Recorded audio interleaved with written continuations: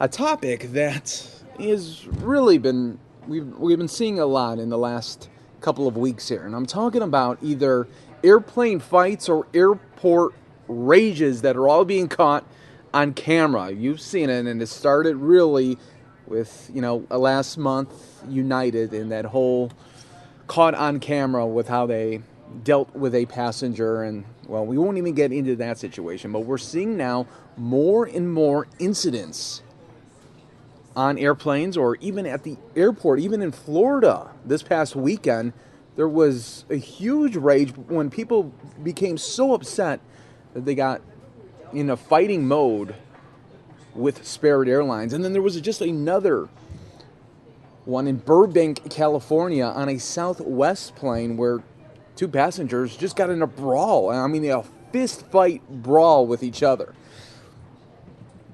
I bring this up because I want to talk about why do we think this is happening more? Now, true, there are people that have always their cameras ready. I mean, we have our phones always with us, right? It's on our lap, it's in our pocket, it is always within reach. So we're always able to capture that moment now. Maybe it's happened a lot of times in the past, but people just didn't have, camera phones in the past, and now technology has made it where we can always capture stuff that is going around us.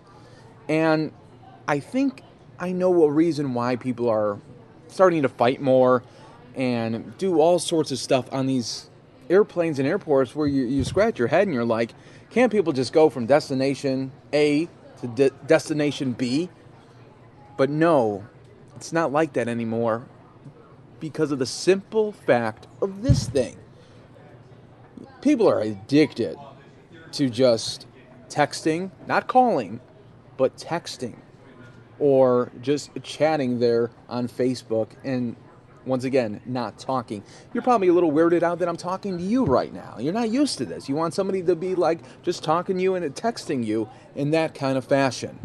And the reason why I think we're seeing more and more fights, the people aren't getting along. Forget about the airports. Forget about the airplanes. People are just not getting along anywhere.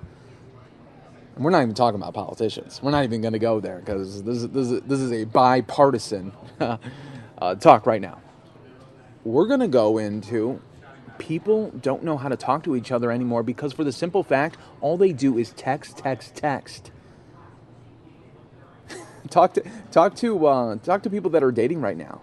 They'll tell you a lot of the times they'll just text back and forth, and then they'll finally go out on a date somewhere. But they never have that talking aspect anymore to a relationship. And that goes to just people in general.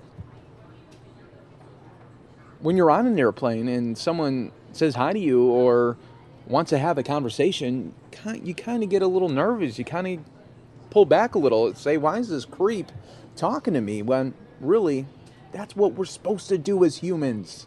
We're supposed to interact and talk to people. But somewhere along the way, we have lost that touch. And now, instead of talking to someone, we'd rather just text them. Hey, why not even use words? Let's just use an emoji. That'll really complicate a conversation. Because, face it, folks, you can't talk anymore and learn about someone through emojis. You got to have that verbal talking aspect, and we've lost it. And look at what's going on around the country. We see in airplanes, airports, people just fighting because they don't know how to communicate anymore with each other. That's the problem that we're seeing so much now. So next time you want to text someone, it's okay to text. I'm not saying anything bad about that, but I'm saying maybe just do 20% texting, 80% still talk to the person. So next time you want to text, pick up that phone, maybe just call them. You might get a cool surprise when they pick up and they say, is everything all right? And you say, yeah, I just want to talk. We haven't done that in a while. I think it's lacking in this world here sometimes.